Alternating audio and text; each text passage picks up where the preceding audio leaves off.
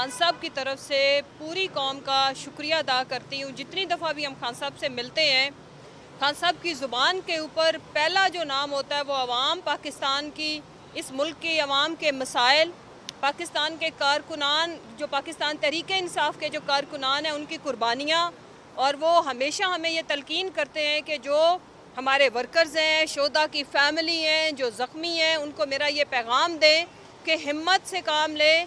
आप लोगों ने बहुत बर्दाश्त किया है, थोड़ा सा टाइम बाकी है, इंशाल्लाह हमारा वक्त आके रहेगा, पाकिस्तान का वक्त आके रहेगा। और मैं ये बताना चाहती हूँ पाकिस्तान की आवाम को कि खान साहब पाकिस्तान की सियासत का, पाकिस्तान के जो इकॉनमी का चढ़ता सूरज वही है और इन अवाम को वही संभालेंगे।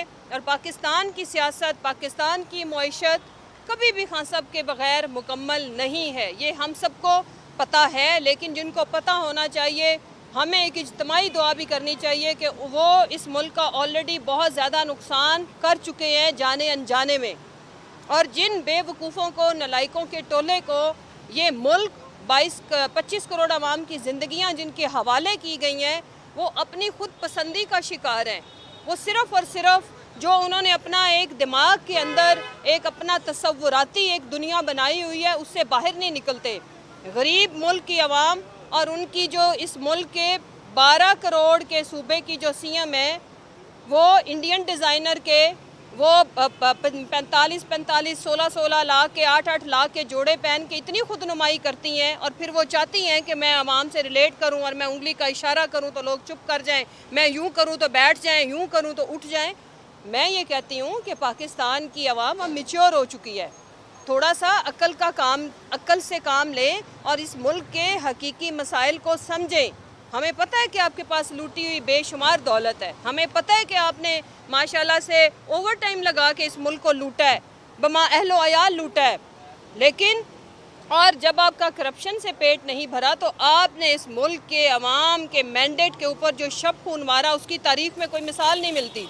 वैसे तो पाकिस्तान के सारे इलेक्शन के ऊपर ही सवाल उठाए जाते हैं, लेकिन जो खुला धांधली का नाच और जो खुले या सरेआम जिस तरह से फॉर्म 47 के तहत अवाम के जज्बात को, अवाम के वोट को मजरू किया गया, उसकी भी तारीख में कोई मिसाल नहीं मिलती। लेकिन ये सारी चीज़ें करने के बावजूद आप हारे, आप इक़्तिदार में बैठने के बावजूद आप हार चुके हैं। और पाकिस्तान की अवाम और पाकिस्तान की अवाम का हर दिल अजीज जो कि एक ही लीडर है इमरान खान, वो जीत चुका है। और इमरान खान साहब की तरफ से पूरी कौम को एक मैसेज है। आप यकीन माने कि जब हम बाहर से बड़ी स्ट्रेस वाली खबरें लेके जाते हैं, जब हम उनके साथ शेयर करते हैं, तो वो हमें आगे से खुशखबरी की शक्ल में ऐसे बात करते हैं कि मुझे समझ नहीं आती कि खान साहब स्टील नर्व्स और माशाल्लाह अल्लाह ताला ने इनको किस मिट्टी से बनाया है कि जिसमें एक दिन के लिए वो डगमगाए नहीं है, एक दिन के लिए वो परेशान नहीं हुए और हमें हौसला दे के बेहतर खुशखबरी ये देते हैं कि पाकिस्तान की आवाम को ये बताएं कि आप जीत चुके हैं, जीत आपका मुकद्दर है। क्योंकि खान साहब कहते हैं कि हमारा ईमान है कि हक और सच की फतह होती है, मेजॉरिटी ने जीतना है, मेजॉरिटी अवाम ऑफ पाकिस्तान है। और दूसरी जहाँ तक रहेगी बात, अगर ये किसी को भूल है कि खान साहब इस मुल्क के एक एक पत्ते से मोहब्बत जब करते हैं, अवाम से मोहब्बत करते हैं, तो वहाँ जो इस मुल्क के सारे इदारे हैं वो भी अवाम के हैं और इमरान खान के हैं। हमारा किसी से कोई ज़ाती रंजिश नहीं है, हमारा कोई ज़ाती, क्योंकि खान साहब बहुत बड़े स्टेचर के लीडर है। अल्लाह ने उन्हें और बड़ा कर दिया। आपकी मुसीबतों के तहत जो जुल्म के पहाड़ तोड़े गए, आज खान साहब अगर आप शोहरत के हवाले से, कद काट के हवाले से देखें तो हमालियत की जो चोटी है वहाँ तक अल्लाह ने उन्हें पहुँचाया है अपनी मेहनत से, अपनी कुर्बानियों से। लेकिन उतना ही मैंने खान साहब को, जो मेरा एक एक्सपीरियंस है कि मैंने उतना ही खान साहब को हम्बल और आजिज़ देखा है कि वो इस वक्त सिर्फ़ और सिर्फ सोच रहे हैं तो आवाम के लिए, अपने कारकुनान के लिए, वर्कर्स की कुर्बानियों के लिए। और इसके अलावा खान साहब का कोई मोटिव और कोई एजेंडा नहीं है। तो जब एजेंडा पाकिस्तान है, जब एजेंडा इस मुल्क की 25 करोड़ आवाम है, तो जीत आवाम की होगी, खान साहब की होगी, जो कि करीब है, हो चुकी है इंशाल्लाह।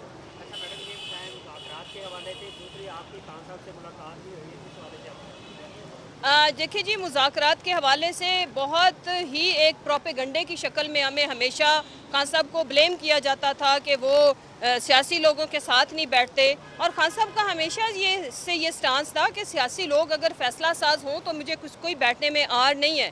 लेकिन जब सब ने कहा कि खान साहब आप इनको एक मौका दें, और खान साहब आपको पता है कि सियासत में इनसे बहुत आगे हैं, उनकी सोच उनकी अक्ल के आगे ये लोग पैदा भी नहीं हुए। खान साहब ने अब ये इनको मौका दिया है कि हाँ अगर आपके इख्तियार में कुछ है तो आप करके देख लें।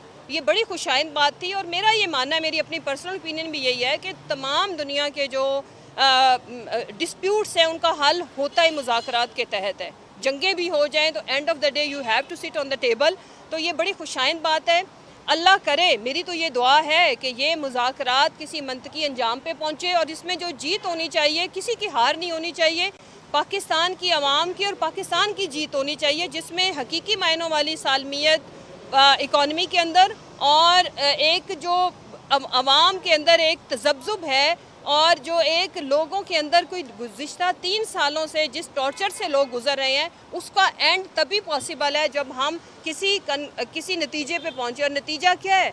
एक के जो बेगुनाह लोग हैं वो पाकिस्तान की आवाम में से हैं, अगर पीटीआई के कारकुनान भी हैं उनको छोड़ा जाए। दूसरा ये कि जो मैंडेट है उसका ऐसा नतीजा, ऐसा रिज़ल्ट सामने आए कि अगर वो, जो कि डेफिनेटली चोरी तो हुआ है, कि फिर उसका वे फॉरवर्ड क्या है कि पिछली चोरी को हम अपना माल इनसे वापस लें जो इन्होंने हमारे से लूटा है, वोट का मैं बात कर रही हूँ। दूसरी बात ये कि आगे के लिए ये इंश्योर किया जाए कि ये दोबारा ना हो। इससे आगे कोई खान साहब अपनी ज़ात की, तो आपको पता है मुज़ाकराती कमेटी में भी वो बात नहीं कर रहे कि मुझे रिलीफ दो। उन्होंने तो ये अलान बोला है कि जो सज़ाएँ बनती है मुझे दें।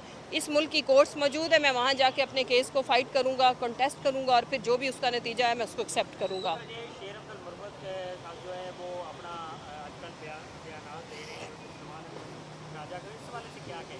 मेरा ओपिनियन ये है कि किसी को भी किसी के ख़िलाफ़ बयान नहीं देना चाहिए, और स्पेशली उन लोगों के ख़िलाफ़ जिन्हें खान साहब ने नॉमिनेट किया है।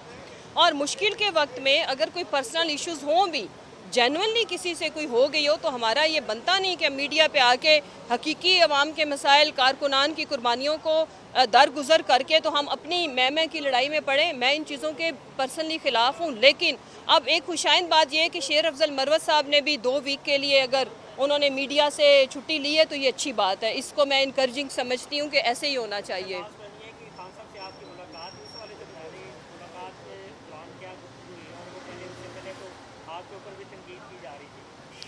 मैं तनकीद से बिल्कुल भी नहीं घबराती और तनकीद सियासी लोगों पे होती रहती है। लेकिन जो मुलाकात का हवाल ये है कि खान साहब बहुत ही ज़्यादा यानी कि ही always treats me like a younger sister, like a daughter. तो मेरे उन्होंने सर पे हाथ रखा। चीमा साहब की चूँकि ओपन हार्ट सर्जरी हुई है तो इनकी सेहत के लिए, मेरे बेटे की सेहत के लिए बड़े कंसर्न थे।